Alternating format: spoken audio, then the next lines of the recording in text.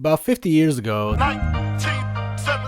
the geniuses in Hollywood thought the gangster movie genre was basically dead. You know, they weren't going to stop making them or anything, but those movies were no longer respected. They peaked with Public Enemy, and now creatively there was nowhere left to go. Now, of course, Hollywood is notoriously wrong about everything, so like right after came The Godfather, then we got Mean Streets and Goodfellas and Casino and Donnie Brasco and blah blah blah. You get the point, but that was it, right? By the late 90s, they were like, okay, we had a good run, we can probably pump out a few more for some quick cash, but creatively, there's nowhere left to go.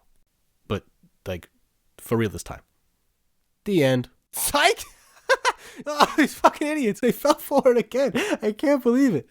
Oh, see, just when they thought it was over, my boy David Chase came in like, what if a mobster went to therapy? Huh? You ever think about that? Did you ever once think about that? So he wrote the pilot, pitched it around, HBO finally picked it up, and the rest is history. The Sopranos became a massive hit, won a bunch of awards, and ushered in a new era of television. So why the hell am I making this video? I mean, this is Sopranos. Everyone's seen it by now, right? Wrong! You fools! I can't believe you guys fell for it too.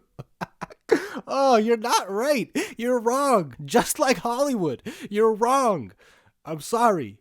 I'll stop now. See, most people I talk to in real life about this show tell me they've never actually seen it. Is it good? And I'm like, is it good?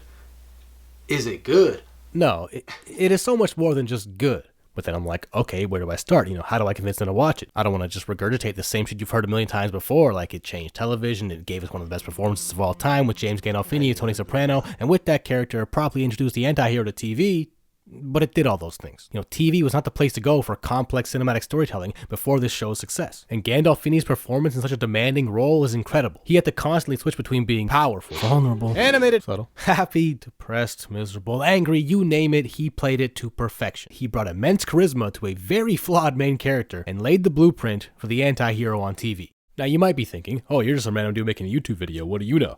Okay then, don't take it from me. Take it from the creator of Breaking Bad himself, Vince Gilligan, who has said multiple times that without Tony Soprano, there would be no Walter White. And I think by extension there would be no Breaking Bad, at least not in its current form. So think about that. Think about how much influence Breaking Bad has, and we probably don't get that without the Sopranos. So all your favorite flawed protagonists, the assholes you love to hate, your Don Drapers, your Dexters, your Al Swearengens, your whoever the fucks, they all owe their legacies, at least in part, to this man and his gabagool. All this from a slice of gabagool. So now I'm thinking, okay, that's a good start, but it's not enough. You know, most people couldn't care less about the history of television. So all right, how about I tell them how multi-layered the show is? How we don't just get Tony's life as a mobster. You know, we see his therapy sessions and hear about his childhood. We see his struggles as a husband, a father, and a son. We get a deep dive in every aspect of this man's psychology, and it is a fucking trip. And it raises some interesting questions, like how did he become this way? Can therapy even work on someone like Tony? Was Gary Cooper gay? He was gay, Gary Cooper? See, in normal situations, Tony's a very likable guy, but there's a whole mess of shit that's wrong in his head. Mental health is a big topic on this show, and seeing how these fucked up characters handle things like depression is fascinating. One of my favorite scenes from season 1 is Tony driving with his nephew Christopher, who all episode has been having a bit of an identity crisis, leading to some pretty questionable choices like digging up a body and shooting a civilian in the foot, which is terrible for business, but a nice Goodfellas reference. Anyway, Tony gets pissed at him for being reckless and calmly asks, What the fuck is wrong with you? Now, Chris is not the smartest guy in the world. I managed to get the drop on him.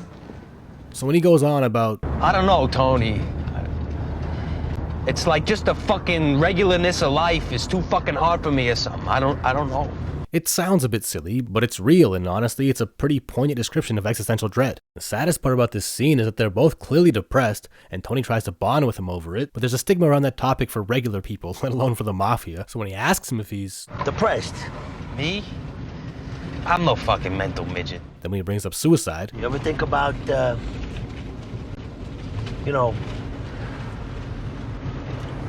Fuck no. Good. Imagine those fucking losers blowing their skulls all over the bathroom.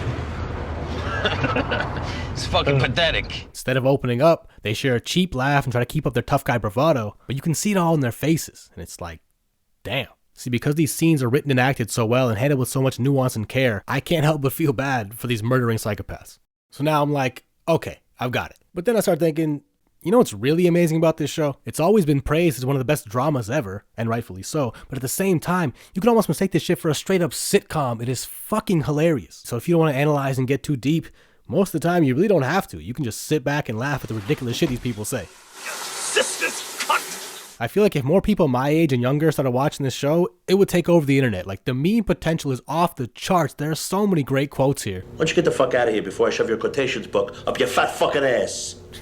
Thanks, Tone. Helpful as always. There's a reason I use so many Sopranos clips in my videos. Like, there's a great line for almost any situation. I mean, where else are you gonna hear a little kid yelling, "Fuck you, Santa!"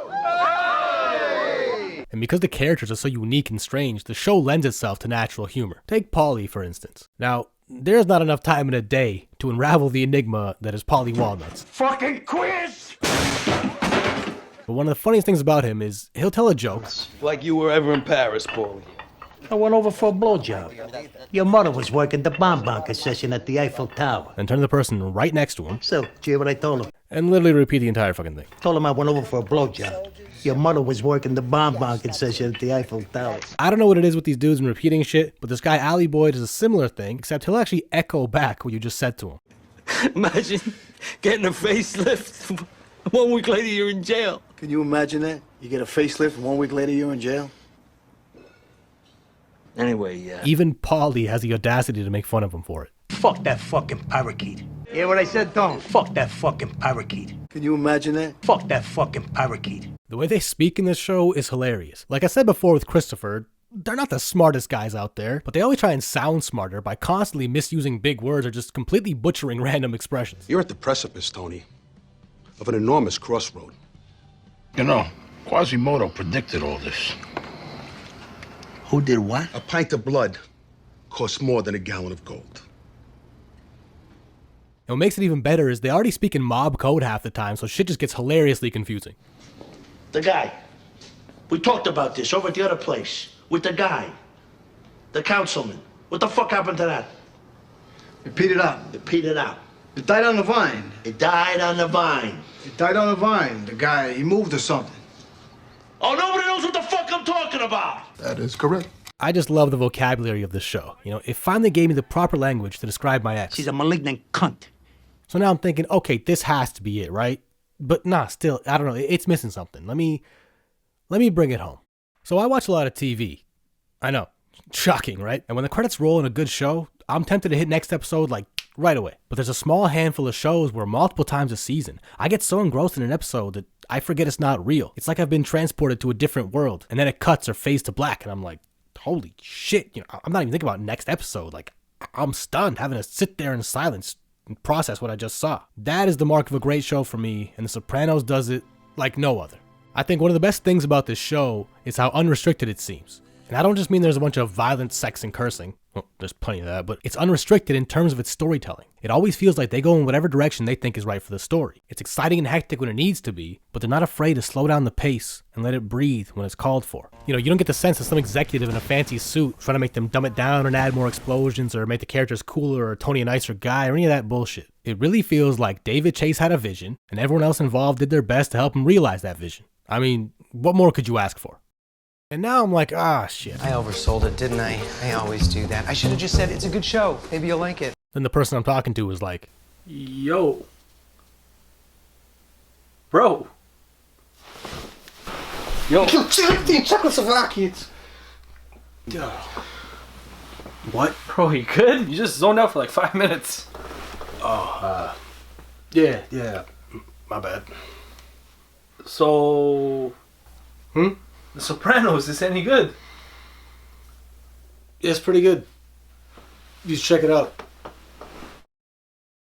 Yo! Nobody's got AIDS! Come on, will you please shut the door? Your sister's